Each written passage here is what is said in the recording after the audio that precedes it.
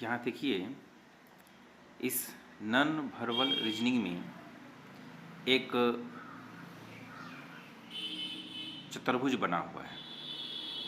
दूसरा पॉइंट इसका दिया हुआ है, चतुर्भुज के अंदर में त्रिभुज है। पहले चतुर्भुज, फिर चतुर्भुज के अंदर में एक त्रिभुज, और यहाँ पर पहले एक त्रिभुज दिया हुआ है। तो निश्चित रूप से त्रिभुज के अंदर एक चतुर्भुज होना चाहिए। तो हम आंसर में इसका देख रहे हैं, त्रिभुज के अंदर में चतुर्भुज कहाँ है? तो ये है हमारा बी। त्रिभुज है, उसके अंदर में एक चतुर्भुज है, तो हमारा इसका आंसर बी हो जाएगा। ये वाला आंसर हमारा हो जाएगा इसका। और दूसरा प्रश्न में हम देखते हैं, यहाँ पर इस तरह की आकृति बनी हुई है, 1 2 3, और हम जब इसको ऐसे मिलाते हैं 1 2 3 4 5 6, षटकोण हमारा बन जाता है। ये आकृति हमको प्राप्त होता है। ये आकृति, इसको अगर हम मिला देते हैं तो यह आकृति प्राप्त होगा। उसी प्रकार हम इसको भी अगर ऐसे हम मिलाते हैं, यहाँ से यहाँ, फिर यहाँ, देखिए यहाँ से यहाँ, यहाँ यहाँ यहाँ यहाँ, तो हमको इसमें से कैसे आकृति प्राप्त हो जाएगी? यह आकृति प्राप्त होगी। पहले ऐसे, यानी यहाँ ये ऐसे, फिर ऐसे, फिर ऐसे, फिर ये और यहाँ, तो यही आकृति, तो हमारा डी इसका आंसर हो जाएगा, ये डी। चलिए अगला प्रश्न देखते हैं। इसमें हम देख पा रहे हैं, यहाँ पर चंद्राकार बना हुआ है, चंद्राकार, और यह जो है पहले इस ऐसे है, सीधा सीधा स्ट्रेट है। अब क्या हो गया, दूसरे चित्र में बी में यह घूम जाता है आपको इतना, लगभग 45, मान सकते हैं इसको 45 डिग्री के एंगल पर यह घूम जाता है। पहले यहाँ, फिर यहाँ। अगर पूरा होता तो ऐसे, अगर पूरा होता, अगर यहाँ है तो देख सकते हैं, अगर यहाँ हो जाए पूरा ऐसे घूम जाए तो 90 हो जाता है। अगर इस तरह का होता है तो 90 हो जाता है। लेकिन जब अगर ये इतना पर घूमे तो 45 होता है। तो यह 45 डिग्री पर घूम रहा है, ये चंद्राकार 45 डिग्री पर घूम रहा है। यहाँ पर भी देखें, यहाँ इसको भी यहाँ 45 घुमा देते हैं। जब ये है, यहाँ है, तो 45 इतना हो जाना चाहिए। चलिए तो इस आकृति को देखते हैं, यहाँ सीधा नहीं है, यहाँ भी 45 पर नहीं है, तो ये भी हमारा आंसर नहीं होगा। ये 45 डिग्री पर नहीं है। क्यों नहीं है?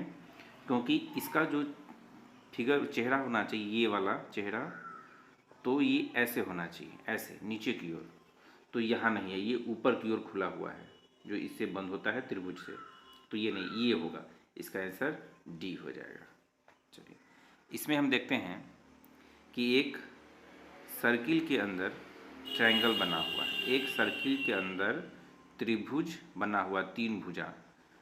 तो आगे में क्या है, एक सर्किल है और 4 भुजा बना, और इसको कलर किया हुआ है, मतलब एक भुजा इसमें बढ़ जाता है, और प्रारंभिक आकृति, ये जो सर्किल है यह नहीं बदलता है। उसी प्रकार यहाँ भी देखेंगे तो ये क्रॉस साइन है, और इसके अंदर 1 2 3 4 5 5 भुजाएं वाली आकृति बनी हुई है, 5 भुजा वाली आकृति बनी हुई है।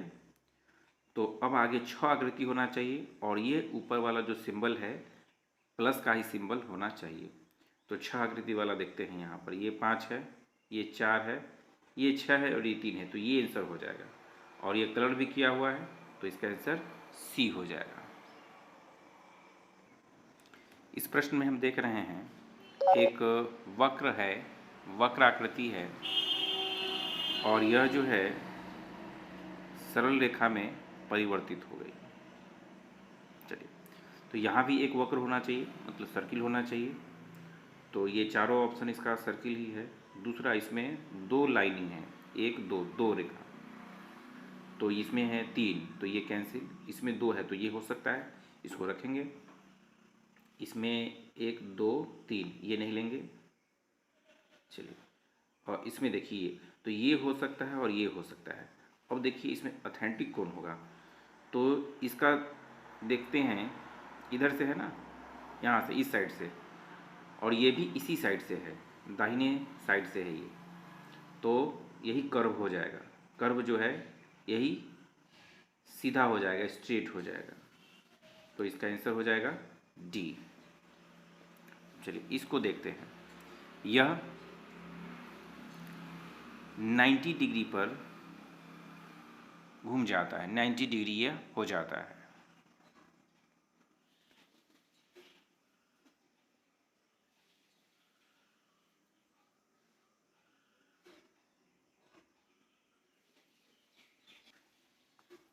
तो यहाँ पर ये जरा देखेंगे, 90 डिग्री अगर यह आकृति हो तो ऐसे हो जाएगा, इसका ये जो भाग है ऊपर की ओर आ जाएगा, तो यहाँ आ गया। और दूसरा चीज़ देखना है कि यह लुप्त हो जाता है, यह जो पोर्शन है यह लुप्त हो जाता है। उसी प्रकार इसको भी अगर हम, जो फिगर आप देख रहे हैं ऐसे बना हुआ है, ऐसे बना हुआ है, तो इसको भी हम घुमा देंगे तो 90 डिग्री पर यह आकृति ऐसे हो जाएगी, ऐसे।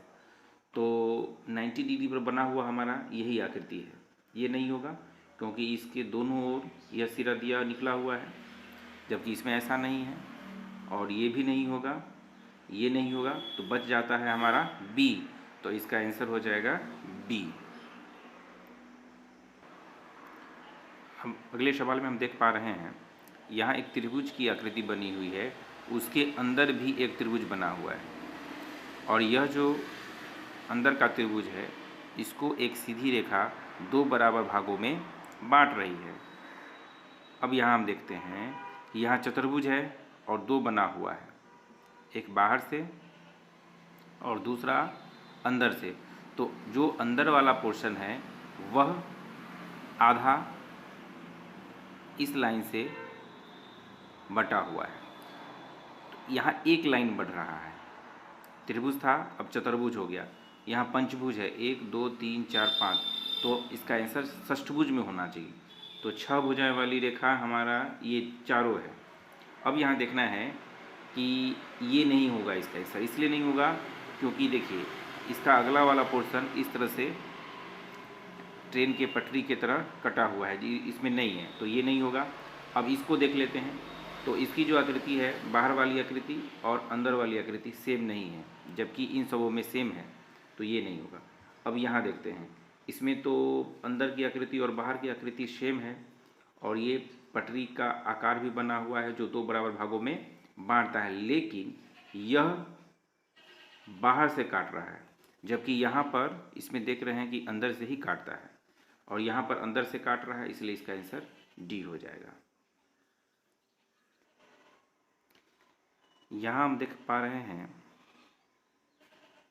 कि आगे वाली जो आकृति है, आने वाली आकृति, उसमें इसमें देख रहे हैं कि आगे वाला जो पोर्शन है उसमें यह सीधे पलट जाता है, मतलब यहाँ का जो उल्टा हो जाता है। तो यहाँ पर यह पोजीशन है, जब ये उल्टा होगा तो ये पोजीशन हो जाएगा, ठीक उलट करके इधर से इधर आ जाता है, जस्ट रिवर्स हो जाता है। यहाँ पर देखिए इसका जब उल्टा होगा तो यह उलट के कहाँ चला जाएगा, यहाँ चला जाएगा। ये उलट करके यहाँ आ गया, अंदर से है अंदर आ गया, और ये बाहरी भाग में है तो यह उलट करके यहाँ आ जाएगा। तो यहाँ वाला इसका आंसर हो जाएगा। ये नहीं है, ये नहीं है, ये होगा, क्योंकि ये ऊपर है और ये नीचे है, ये भी नीचे है, तो यहाँ उलट करके होगा, तो इसलिए इसका आंसर सी हो जाएगा। अब यहाँ देख रहे हैं अगला प्रश्न में कि यहाँ पर एक आकृति बनी हुई है और ये कलर किया हुआ है।